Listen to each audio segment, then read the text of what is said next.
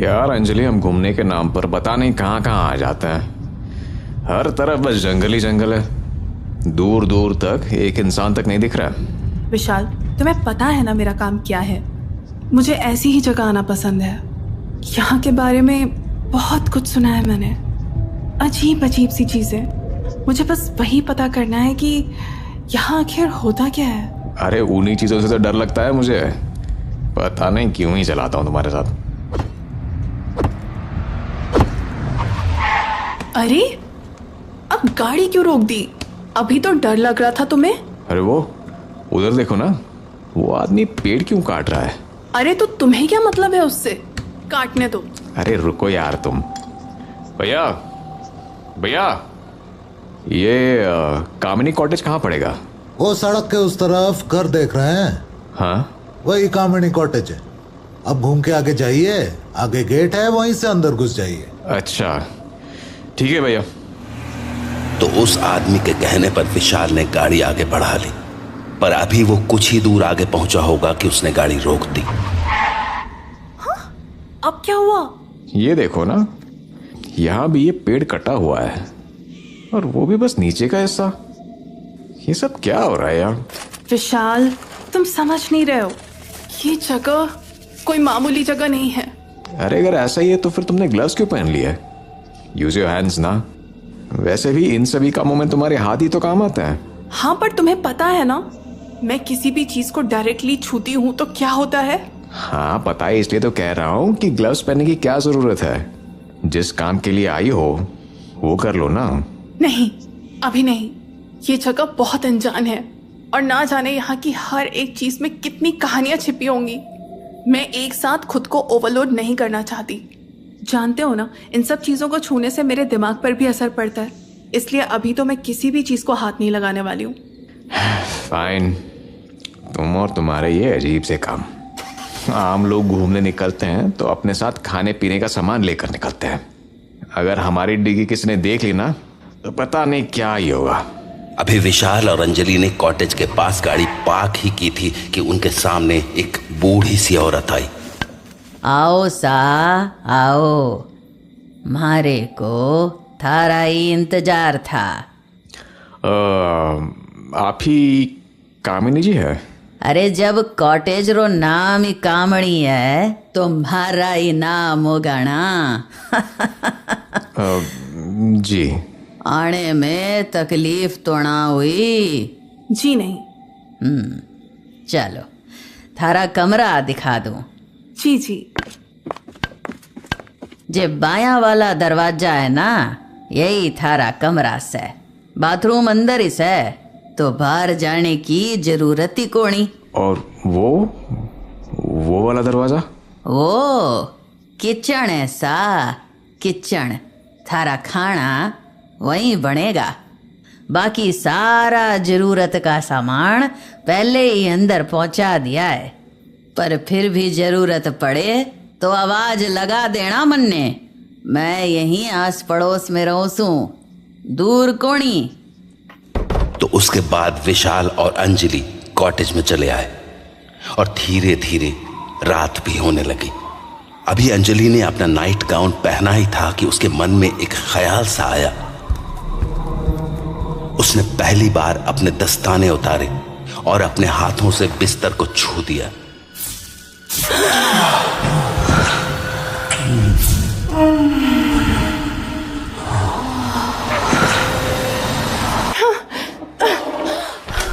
क्या हुआ? कुछ देखा क्या तुमने? नहीं। झूठ, तुमने ग्लव्स उतारे हुए हैं। पक्का तुमने कुछ देखा है।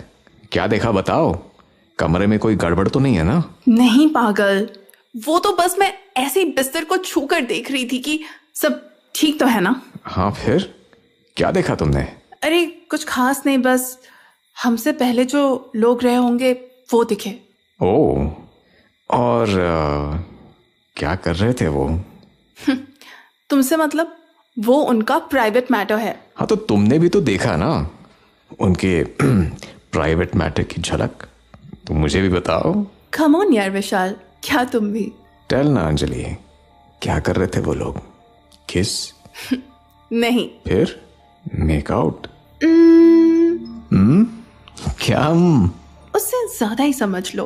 ओ, फिर तो हमें भी इस कमरे के लिए यादें बनानी चाहिए ना। विशाल, क्या कर रहे हो?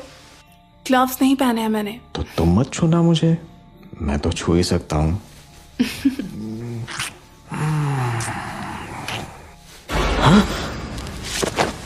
विशाल, क्या हुआ? अरे वो खिड़की से वो केयरटेकर हमें देख रही थी। What? पर खिड़की पर तो कोई नहीं है।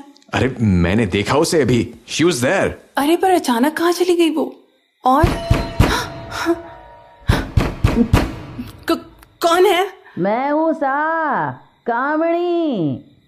यहीं आ रही थी क्या ये? चलो देखते हैं। जी माफी चाहूंगी सा, ओ मैं थमणे एक जरूरी बात बताना भूल गई थी। क्या? रात होने चली है सा, बेहतर होगा कि अपने कमरे की खिड़की लगा लो। जी? अरे ना ना, मारा मतलब उन बातों से ना है। मैं तो इसलिए कह रही हूँ कि रात होने पर आपको परेशानी ना हो। परेशानी? कैसी परेशानी? ओ क्या है कि यहाँ की हवा ना ठीक ना है। रात होने पर कुछ ज्यादा ही तेज हो जावे है, तो बेहतर होगा कि खिड़की बंद ही रखना। ओके, ठीक है, थैंक्स। क्या सन की बुढ़िया है, पहले मन भर के ताड़ लिया, अब बोलती है खिड़की लगा लो। वैसे अच्छा ही है, मुझे भी कोई शौक नहीं है अपना रोमांस दूसरों को दिखाने का। तुम भी ना। कामिनी के कहने पर उन्होंने खिड़कियां तो लगा ली, पर जैसे जैसे रात गहराई हवाओं का रुख बदलने लगा, मानो वो अपने साथ किसी आवाज को लिए चल रही हो, और उसी आवाज के कारण अंजलि की नींद खुल गई। हाँ, ये कैसी आवाज है और कहां से आ रही है? बाहर से आ रही है क्या? जाकर देखूं क्या? लगता है तेज हवा चल रही है। गाउन डाल लेती हूँ।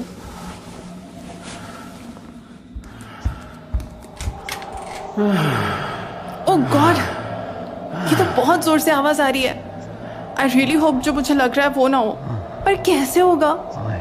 यहाँ आसपास तो कामिनी आंटी के अलावा कोई रहता भी नहीं है। थोड़ा और आगे जाके देखती हूँ। हाँ, दरवाजे के पास तो बहुत आवाज आ रही थी, इधर तो कम आ रही है। मतलब जो है उधर ही है, जाके देखती हूँ। आवाज उधर ही कहीं से आ रही है।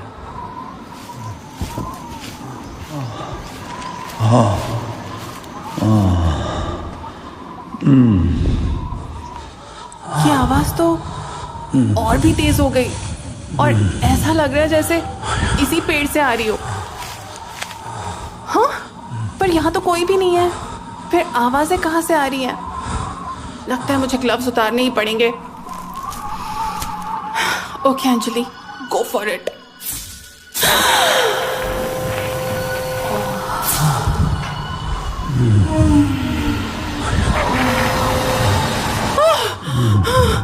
What the hell? ये क्या था? अजीब है। वो तो वही पेड़ है ना जिसे वो आदमी सुबह काट रहा था। वहां लालटेन क्यों जल रही है? कोई है क्या वहां? जाके देखती हूँ।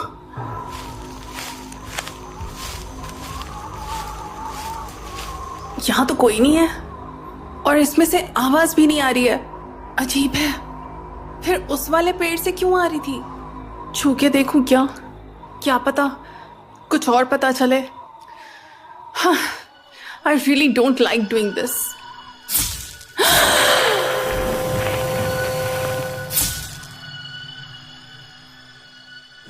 हाँ, यहाँ तो कुछ भी नहीं है। फिर आखिर चल क्या रहा है यहाँ? और वो लड़की कौन थी? जहां अंजलि को उन हवाओं का राज समझ नहीं आ रहा था, वहीं कॉटेज में तेज हवाओं के कारण विशाल की नींद भी टूट गई थी।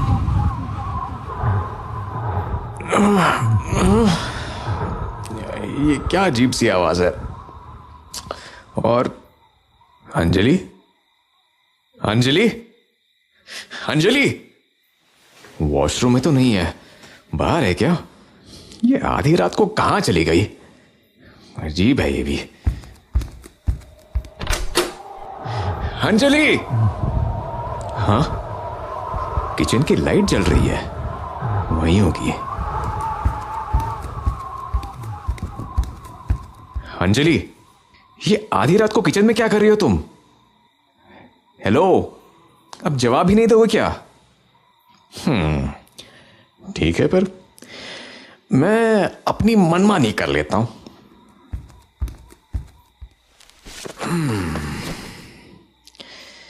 सोच लो अंजलि, अगर अब भी कुछ नहीं बोली तो मैं तुम्हारे कहने पर भी नहीं रुकूंगा। ठीक है फिर, अब जैसी तुम्हारी मर्जी।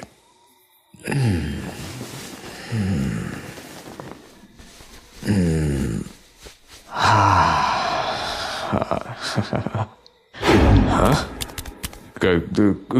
कौन हो तुम? हाँ? कमाल है, इतना कुछ करने के बाद पूछ रहे हो कि मैं कौन हूँ? I am sorry, really sorry, मुझे पता ही नहीं था। क्या पता नहीं था कि किसी लड़की को बिना पूछे छुआ नहीं करते? देखो, आई एम रियली सॉरी, मैंने जान के नहीं किया। कपड़े तक उतार दिए और कहते हो जान के नहीं किया? अरे वो तो इसलिए क्योंकि मुझे लगा कि... क्या लगा? कि मैं तुम्हारी बीवी हूँ? हाँ? तुम्हें कैसे पता? अब ऐसी बेशर्मी तो मर्द अपनी बीवी के साथ ही करता है ना? हाँ, पर तुम्हारे जैसों का क्या पता। देखो, मैंने कहा ना, आई एम सॉरी, प्लीज बात को बढ़ाओ मत। मेरा ऐसा वैसा कोई इंटेंशन नहीं था। वो तो तुम्हारा गाउन मेरी वाइफ के जैसा था और पीछे से तुम वैसे ही लग रही थी, बस इसलिए। कमाल है, मैंने तो सुना था शादी के बाद लोग एक दूसरे की खुशबू से उनको पहचान जाते हैं, और तुम कमर छूकर भी धोखा खा गए। देखो, पर कोई बात नहीं, गलती इंसान से ही तो होती है। खूबसूरती देखकर आदमी धोखा खा ही जाता है। क्या हुआ? कहीं फिर से गलती करने का इरादा तो नहीं है? हाँ? नहीं, वो मैं बस नहीं हो क्या यहाँ पर? हाँ, आज ही आए हैं। तुम यहीं रहती हो? क्यों? नहीं, तुम ऐसे कपड़ों में घूम रही हो तो मुझे लगा। क्यों? क्या खराबी है इन कपड़ों में? नहीं नहीं, कोई खराबी नहीं है। अच्छे हैं कपड़े तो, काफी अच्छे हैं। हाँ, इतने अच्छे कि तुम्हारा उतारने का मन कर गया। अरे यार, मैंने बोला ना। नाम क्या है तुम्हारा? विशाल। हाँ तो विशाल, रात के 3 बजे तुम अपनी बीवी को छोड़कर मेरे पास क्या कर रहे हो? अरे बीवी तो गायब है, बस उसे ही ढूंढने निकला था। छोड़ के तो नहीं चली गई तुम्हें? क्या? नहीं। क्यों? अब अगर मेरा पति आधी रात को किसी पराई औरत के साथ होता तो मैं भी उसे छोड़ देती। तुम भी तो इतनी रात को मुझसे बात कर रही हो। तुम्हारे पति का क्या? अब जो है ही नहीं उसकी चिंता कैसी? अच्छा, शादी नहीं हुई तुम्हारी? नहीं, तभी तो आजाद घूम रही हूँ। हाँ, आजादी तो दिख रही है तुम्हारी। अरे पर तुम यहाँ क्या कर रही हो? मैं यहाँ क्या कर रही हूँ? मैं यहाँ रोज आती हूँ, तुम आए हो नहीं। अरे यहाँ पर तो कामिनी आंटी रहती है ना। तुम्हारी कामिनी आंटी यहाँ दिन में रहती हैं, रात में मैं ही देखती हूँ सब। ओह अच्छा अच्छा, और तुम रहती कहाँ पर हो? ओह, मैं रहती कहाँ पर हूँ? आओ चलो दिखाती हूँ तुम्हें कि मैं रहती कहाँ पर हूँ। वैसे भी नींद तो तुम्हें आ नहीं रही है। अरे नींद की बात नहीं है, मैं अपनी बीवी को ढूंढ रहा था। शिट मैन, बातों बातों में इतना टाइम निकल गया। देखो मैं अभी जाता हूँ, बहुत लेट हो रहा है। मैं ना तुमसे कल मिलता हूँ, ठीक है? जैसी तुम्हारी मर्जी। अरे ये बताओ, तुम यहाँ आती कब हो? मुझे पता कैसे चलेगा कि तुम आ गई हो? तुम उसकी चिंता मत करो, जब मैं आऊंगी तो तुम्हें अपने आप पता चल जाएगा। हाँ ठीक है फिर। तुम वहां क्या कर रही हो? हाँ विशाल, तुम वहां क्या कर रहे हो? अंजलि तुम? What do you mean तुम?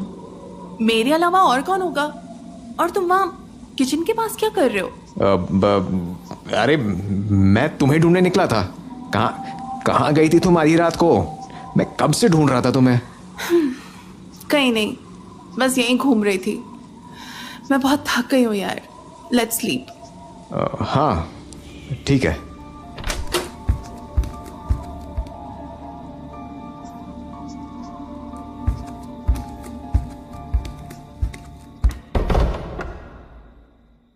अगली सुबह जब अंजलि की नींद खुली तो वो सबसे पहले उसी पेड़ के सामने जाकर खड़ी हो गई जहां से कल रात वो आवाजें आ रही थी।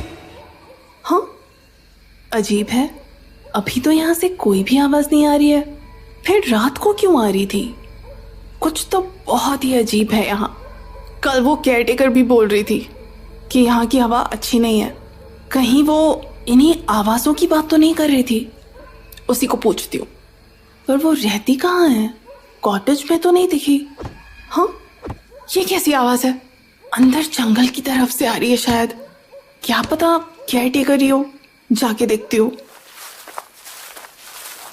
हाँ यहाँ तो हर तरफ सारे पेड़ वैसे ही कटे हुए हैं जैसे वो बाहर वाला पेड़ कटा हुआ था। चल क्या रहा है यहाँ पर? हर पेड़ को बस इस तरह से काट देना। ये केयरटेकर कोई सेक्स रैकेट तो नहीं चला रही है? क्योंकि कल तो मुझे कुछ वैसे ही दिखा था।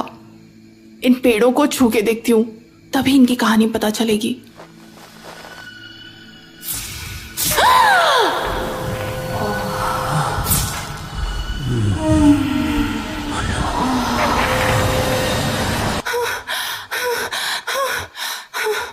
इस पेड़ में तो वही लड़की दिखी जो कल रात को दिखी थी।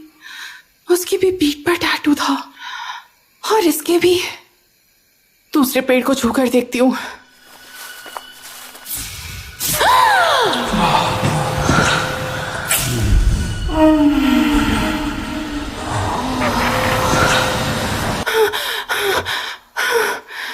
ये तो वही थी, टैटू वाली। हर पेड़ में यही क्यों दिख रही है मुझे? एक और पेड़ को चेक करके देखती हूँ।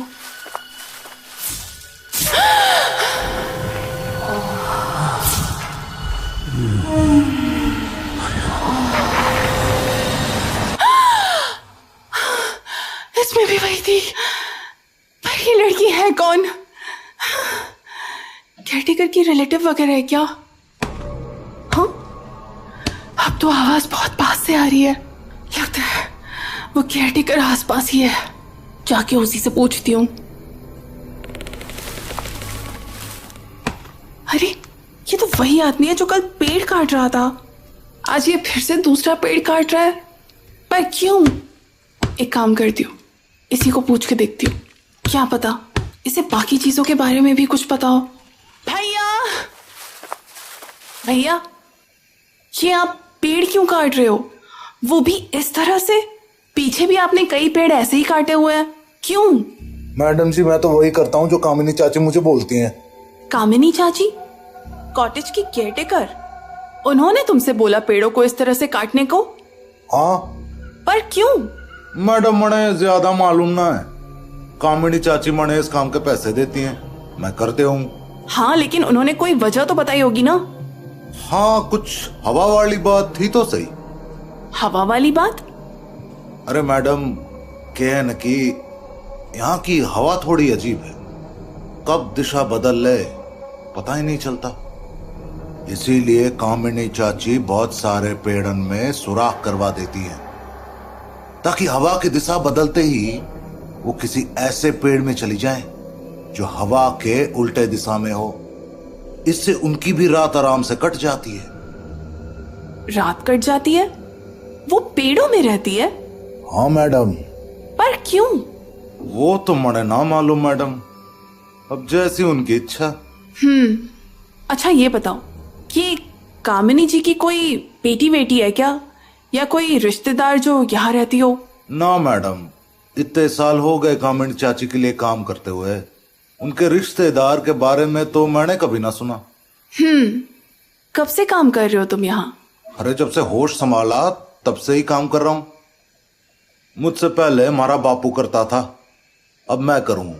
एक मिनट, तुम्हारे पापा भी कामिनी जी के लिए काम करते थे? हाँ, बचपन से तो यही देखा है। कभी कभी बापू मणे भी अपने साथ ले आते थे। मणे याद है, चाची के वो सफेद बालों को देखकर मुझे डर सा लगने लगा था। हाँ, सफेद बाल? तब तो कामिनी जी जवान होंगी ना, तो सफेद बाल कैसे? अरे ना ना मैडम, चाची तो तब भी ऐसी ही लगती थी। हमारा बापू तो बोलता था उनकी जवानी में भी चाची ऐसी लगती थी, मानो उनकी उम्र ही ठहर गई हो। अच्छा। वैसे अभी कहाँ मिलेंगी कामिनी जी? कॉटेज में तो नहीं दिखी। वो नए वाले पेड़ में होंगी। वही जो तुम कल काट रहे थे? हाँ मैडम, वही। ठीक है। अंजलि वहां से वापस तो चली आई, पर उसके दिमाग में ढेर सारे सवाल चल रहे थे। अजीब है, कोई इतने साल तक एक ही जैसा कैसे दिख सकता है? कुछ तो झोल है यहाँ।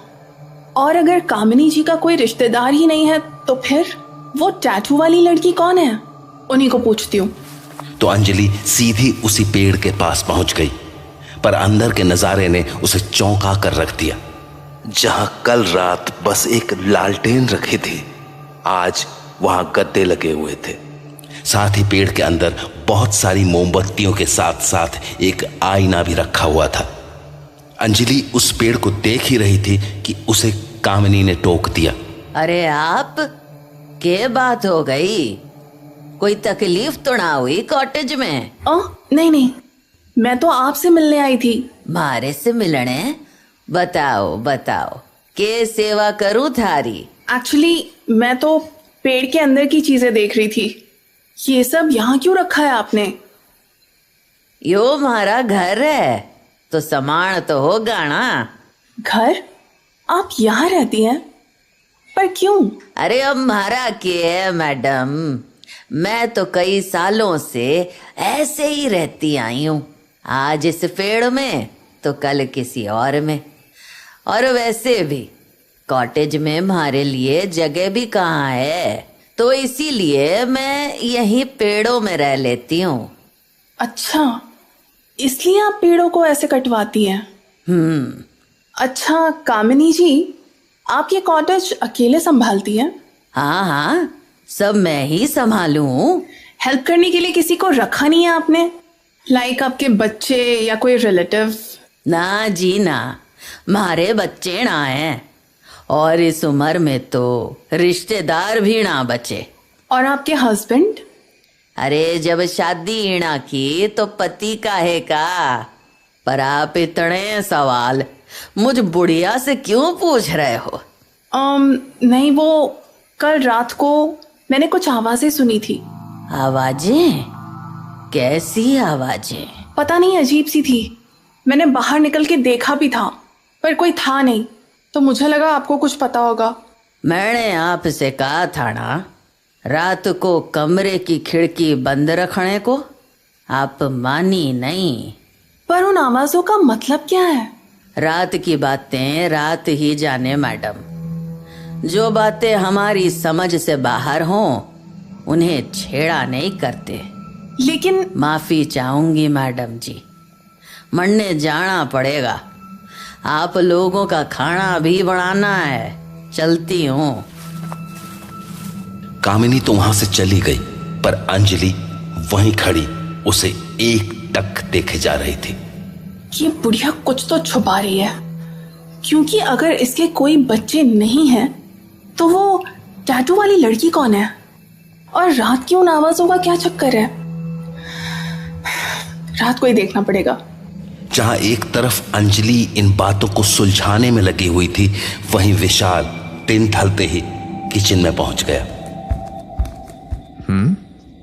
किचन में तो नहीं है, अरे आप, वो भी किचन में? कुछ चाहिए था के? नहीं नहीं, मैं तो बस ये देखने आया था कि खाना बनाया नहीं। चिंता मत करो सा, थोड़ी देर में आपका खाना बन जाएगा। ठीक है। अच्छा, वो यहाँ जो दूसरी केयरटेकर काम करती है वो कब आती है? रात को सा, वो रात के 1 बजे के बाद ही आती है। अच्छा ठीक है फिर। विशाल। हाँ अंजलि, तुम किचन में क्या करते रहते हो? खाने का पूछने आया था। वैसे तुम कहाँ गई थी? बस आसपास थी, कुछ चीजें देख रही थी। कैसी चीजें? अभी समझाया तो समझ नहीं आएगा, पहले मुझे कंफर्म कर लेने दो, फिर बताऊंगी। उस रात अंजलि और विशाल बिस्तर पर लेटे हुए मानो एक दूसरे के सोने का ही इंतजार कर रहे थे। जैसे ही रात गहराई और बाहर की आवाजें तेज हुई, अंजलि सीधा उस पेड़ के पास पहुंच गई जहां से कल रात उसने आवाजें सुनी थी। आवाज आज भी आ रही थी, पर बस उसी पेड़ से नहीं बल्कि आसपास के सभी पेड़ों से जिनमें सुराख बने हुए थे। हाँ, ये हर पेड़ से अलग अलग आवाज आ रही है। इस पेड़ की आवाज कुछ और है और इस वाले पेड़ की कुछ और। ये सब क्या हो रहा है? हो ना हो, बुढ़िया को कुछ तो जरूर पता है, वो बस मुझे बता नहीं रही है। जाके उसी से पूछती हूँ। वैसे भी उसने ही कहा था कि वो रात को पेड़ों में ही रहती है, तो उससे बेटर इस बारे में कौन ही बता पाएगा। तो अंजलि कामिनी वाले पेड़ के पास पहुंच गई, लेकिन कामिनी तो वहां थी ही नहीं। अरे ये बुढ़िया कहाँ चली गई? और ये पेड़ों को अंदर से इतना सजा के क्यों रखा है? हो ना हो, ये बुढ़िया कुछ तो कर रही है। अब मुझे ग्लव्स उतारकर सब कुछ देखना ही पड़ेगा।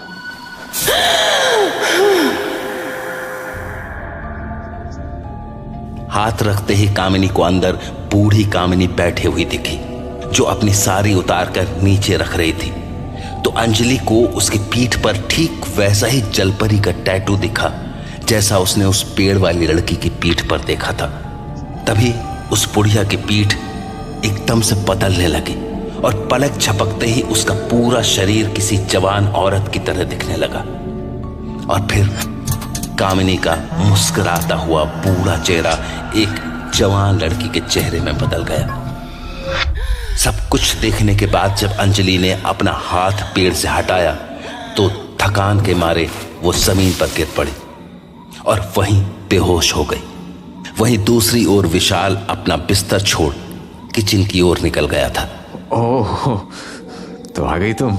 मैं तो रोज ही आती हूँ। तुम बताओ, आज किचन में क्या करने आए हो? फिर से अपनी बीवी को ढूंढ रहे हो? नहीं, आज तो बस तुमसे ही मिलने आया हूं मैं। कमाल हो तुम भी, शादीशुदा होने के बाद भी रात को एक पराई औरत से मिलने चले आए। तुमने ही तो कहा था तुम रात को आती हो। हाँ, पर मिलने थोड़ी बुलाया था। Fine, leave it, I am sorry. बुरा बात जल्दी मान जाते हो तुम। हाँ, तुमसे ही सीखा है। कल तुम भी तो बुरा मान गई थी। अब बिना पूछे कपड़े उतार दोगे तो बुरा तो मानूंगी ना। अच्छा, और पूछ के उतारा तो? बातें मत बनाओ और ये बताओ कि क्यों आए हो मुझसे मिलने? वेल, कल रात तुम्हारा घर नहीं देख पाया था ना, तो सोचा आज देख लूं। सोचना पड़ेगा। हाँ, क्यों? कल तो तुम मुझे खुद अपने घर ले जा रही थी। हाँ, पर अब सोच रही हूँ तुम्हें घर तक ले जाना ठीक होगा या नहीं। क्यों? अब जो आदमी किचन में ही कपड़े उतारने लगे वो घर के अंदर क्या क्या करेगा? तो तुम्हें कैसा डर? तुम तो वैसे भी आजाद हो। मैं तो हूँ, पर तुम्हारा क्या? तुम्हारी तो बीवी है ना। मुझे उसकी परवाह होती तो मैं रात को किसी लड़की के घर नहीं जा रहा होता। आदतें अच्छी नहीं है तुम्हारी। कभी कभी शौक पूरा करने के लिए आदतें बुरी करनी पड़ती है। अब बताओ, कहाँ है तुम्हारा घर? आओ मेरे साथ। जहां कामिनी विशाल को अपने घर ले जा रही थी, वहीं दूसरी तरफ अंजलि अभी अभी बस होश में आई थी। मेरा शक सही था, ये सारा खेल इस बुढ़िया का रचाया हुआ है। वो टैटू वाली लड़की कोई और नहीं बल्कि ये बुढ़िया ही है। दिन में केयर टेकर बनी फिरती है और रात को अपना रूप बदलकर लोगों का शिकार करती है। और ये आवाजें नहीं है बल्कि उन लोगों की आखिरी सांसें हैं जिनको इसने अपने जाल में फंसाकर मार डाला। हो ना हो ये कोई यक्षिणी ही है जिसने अपने सभी शिकारों की आखिरी सांसों को इन पेड़ों में कैद करके रखा हुआ है। इसलिए हर पेड़ से अलग अलग आवाजें आती हैं और जब रात की तेज हवाएं उन आवाजों को पूरे जंगल में फैला देती है तो उसे सुनकर वो बुढ़िया जवान हो जाती है। मुझे लगा था कि ये जगह अजीब है, पर मैंने ये कभी नहीं सोचा था कि यहाँ इतना बड़ा गेम चल रहा होगा। Oh well, no worries. Let's put an end to it. गाड़ी की डिक्की खोलने का टाइम आ गया है। तो अंजलि भागती हुई अपनी गाड़ी के पास पहुंची और डिक्की में से केरोसिन निकालकर सभी सुराख वाले पेड़ों को जलाने की तैयारी करने लगी। वहीं विशाल कामिनी के साथ उसके घर पहुंच चुका था। ये तुम्हारा घर है? तुम पेड़ में रहती हो? हाँ, क्यों? क्या खराबी है मेरे घर में? देखो कितना खूबसूरत है। हाँ खूबसूरत तो है, पर आई थिंक कल ही मैंने किसी को इस पेड़ में ये होल बनाते हुए देखा था। हाँ तो मतलब ये तुम्हारा असली घर तो बिल्कुल भी नहीं है, राइट? क्यों नहीं, बिल्कुल है। आज की रात यही मेरा घर है, तभी तो तुम्हें यहाँ लाई हूँ। क्या मतलब? तुम हर रात अपना घर बदलती हो? हाँ। अच्छा, फिर तो सामने वाले मोड़ के पास जो पेड़ है वो भी तुम्हारे घर होगा, क्योंकि उसमें भी ऐसा ही होल था। हाँ, पर वो घर किसी और रात के लिए था, जब मेरे साथ कोई और था। आज तुम हो, तो आज की रात के लिए मेरा घर ये है। अच्छा, तो ये बताओ तुम उन लोगों के साथ क्या करती हो जो तुम्हारे घर तक आते हैं? मैं क्या करूंगी? जो करते हैं वही करते हैं। और तुम उन्हें रोकती नहीं? नहीं, बिल्कुल भी नहीं। तो इसका मतलब अगर अभी मैंने तुम्हारे साथ कुछ किया तो तुम मुझे नहीं रोकोगी? अब और भी कुछ करना रह गया है क्या? कपड़े तो कल ही उतार दिए थे तुमने। पूरे नहीं उतारे थे। तो पूरे उतारने के लिए वापस किचन में ले जाओगे? नहीं, वो काम तो यही हो जाएगा।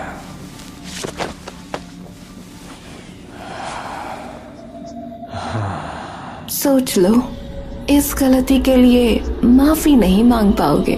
जो गलतियां दोबारा करने का मन करे उनके लिए माफी कौन मांगता है? जहां एक तरफ विशाल कामिनी में खो चुका था, वहीं अंजलि एक एक करके सभी पेड़ों को जलाए जा रही थी और कुछ ही देर में उसका असर कामिनी पर भी होने लगा था। पेड़ों के जलते ही उसकी पीठ धीरे धीरे झुलसने लगी थी, मानो वो अपने असली रूप में आ रही हो।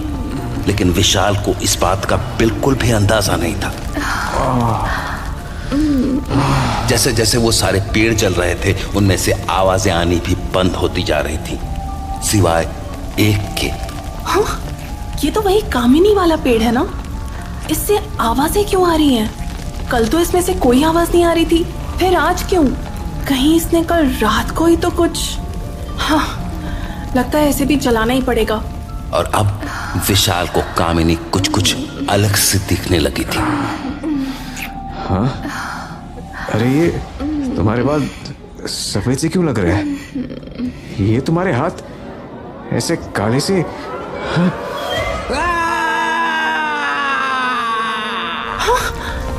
ये तो विशाल की आवाज है। शिट! अंजलि भागती हुई अभी पेड़ के सामने पहुंची ही थी कि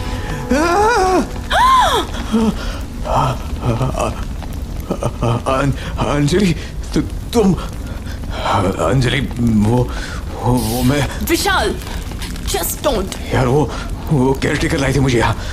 Anjali, she is not human, she is. मुझे अच्छे से पता है विशाल की वो क्या है, एंड थैंक्स टू हर अब मुझे ये भी पता चल गया है कि तुम तुम किस तरह के इंसान हो?